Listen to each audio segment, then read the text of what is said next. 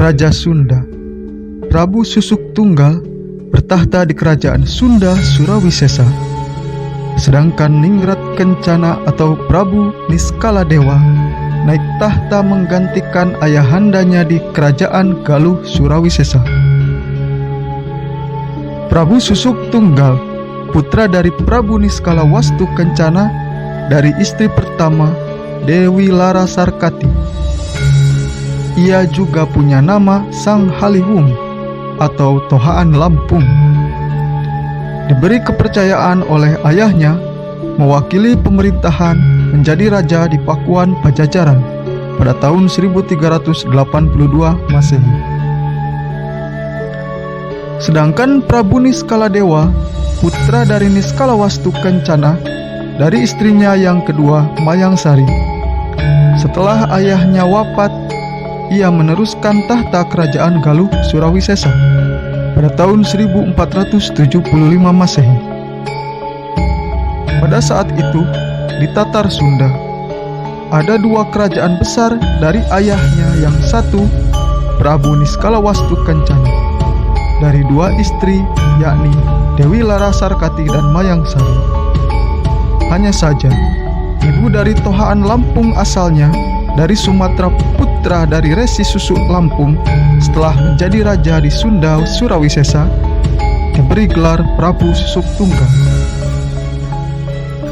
Di sisi lain, Prabu Niskaladewa lahir dari rahim Mayangsari yang tidak lain putra pertama dari pamannya Niskalawastu Kencana, Hunisora Suradipati. Adiknya Prabu Linggabuana yang gugur di Perang Bubat.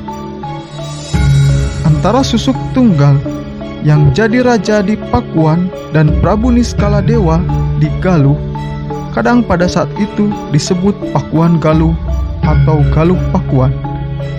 Tapi seperti yang dikatakan Profesor Dr. Edi S. Ekajati, kedua kerajaan besar biasa disebut kerajaan Sunda saja. Setelah Ningrat Kencana atau Prabu Niskaladewa diangkat menjadi raja di Galuh Kawali pada tahun 1478 Masehi, terjadi peristiwa yang sangat penting di Pulau Jawa dicatat para ahli sejarah. Di Majapahit terjadi pemberontakan dan perang saudara. Majapahit diserang pasukan Islam dari Demak.